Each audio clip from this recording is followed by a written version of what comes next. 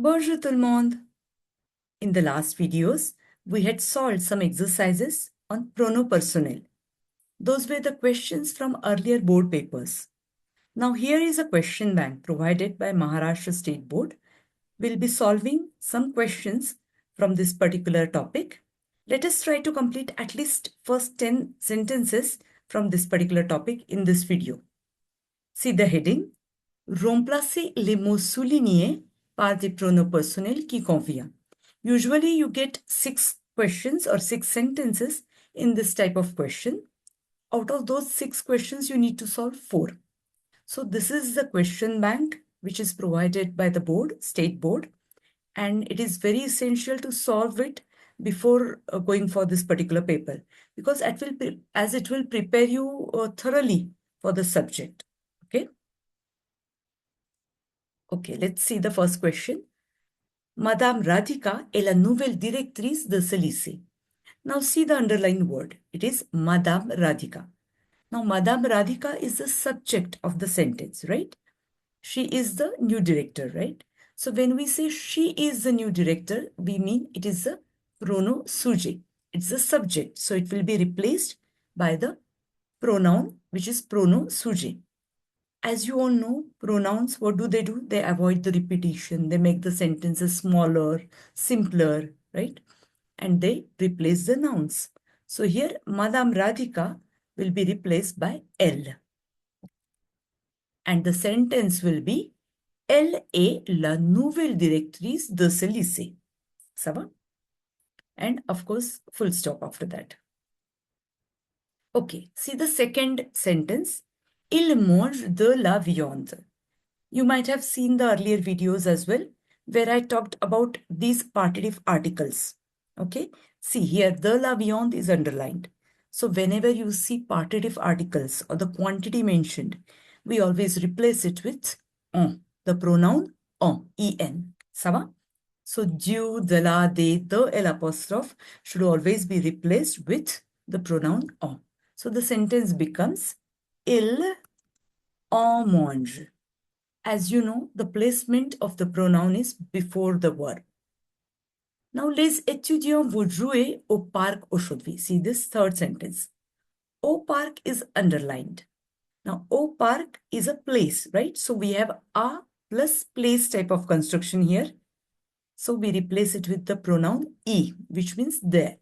Whenever we have a plus place, or let's say dans, sur, chez, which indicate the place, that has to be replaced with the pronoun e. Here we have future proche, right? Vont jouer. So the placement will be before the infinitive form of the second verb. So it becomes vont y jouer.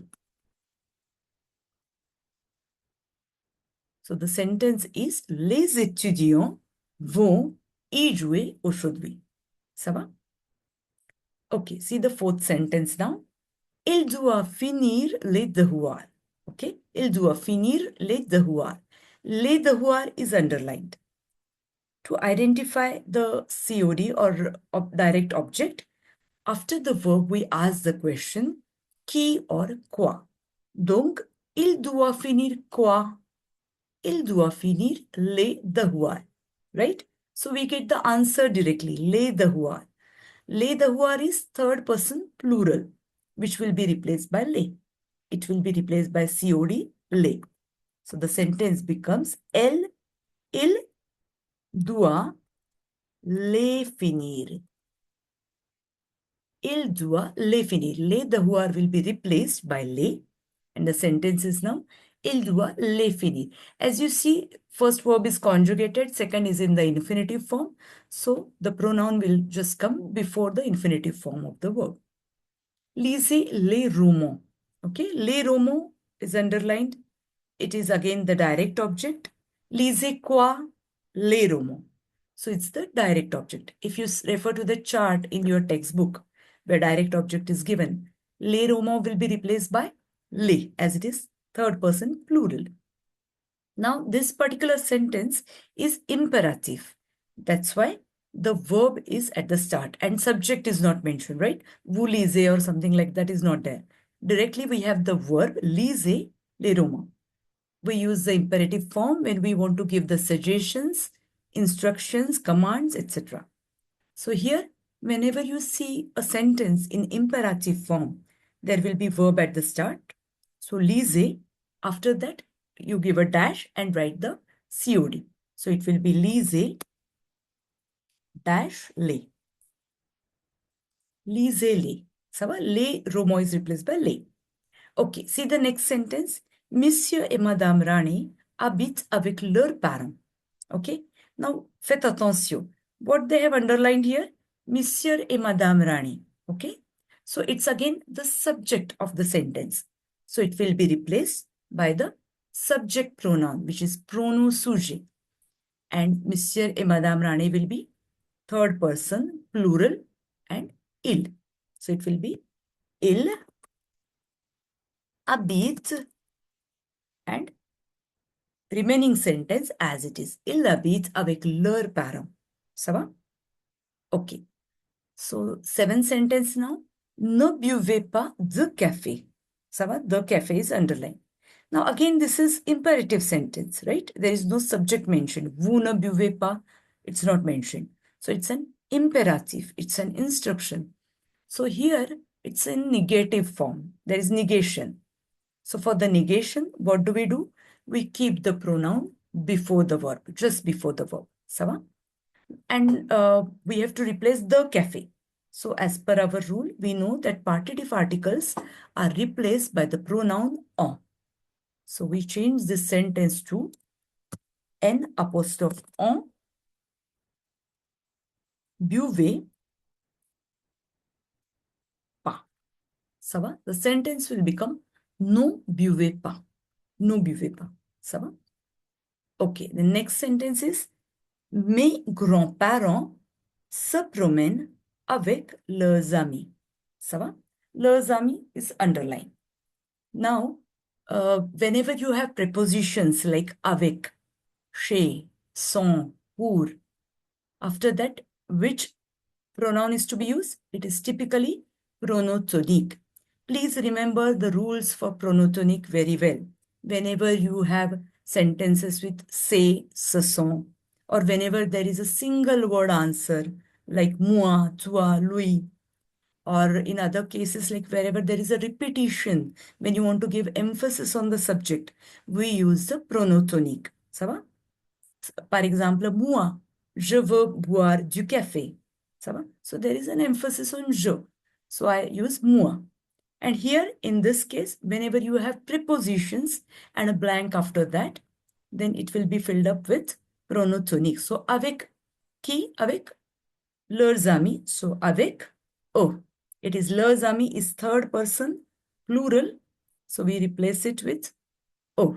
Since it is masculine, ami, we replace it with oh. So mes grands-parents se promènent avec oh. Ça va? It is avec oh. Now, please remember, for pronotonic, we don't change the place. It is to be written at the same place, wherever they have asked. Then, elle fête mon anniversaire au restaurant. Au restaurant is underlined. So, I think by now, you know what is the answer here, which pronoun is to be used. Au restaurant, so a plus place, right? So, it is to be replaced by e. And the placement will be, of course, before the verb, right? So the sentence becomes elle, pluriel, elle y fête. Ça va? Elle y fête. And of course, give the circumflex. Elle y fête mon anniversaire. Then Robin et moi, nous sommes fous de cricket. Faites attention ici. Robin et moi. So Robin and me. That means we. Okay, students often get confused in this particular type of construction. Please remember, whenever it is some person and me, it will be nous. Okay, so Robin et moi means nous. Nous sommes fous de cricket. Now, if you read the sentence carefully, you will get it that there is repetition, there is emphasis on the subject, which is nous sommes fous de cricket. So, it will be replaced by the pronotonic nous. So the sentence becomes nous sommes fous de cricket. We are crazy about the cricket, right? So, nous. It will be, the sentence will be nous sommes fous de cricket. Ça va? So these are the first 10 sentences. I hope you have understood these sentences very well.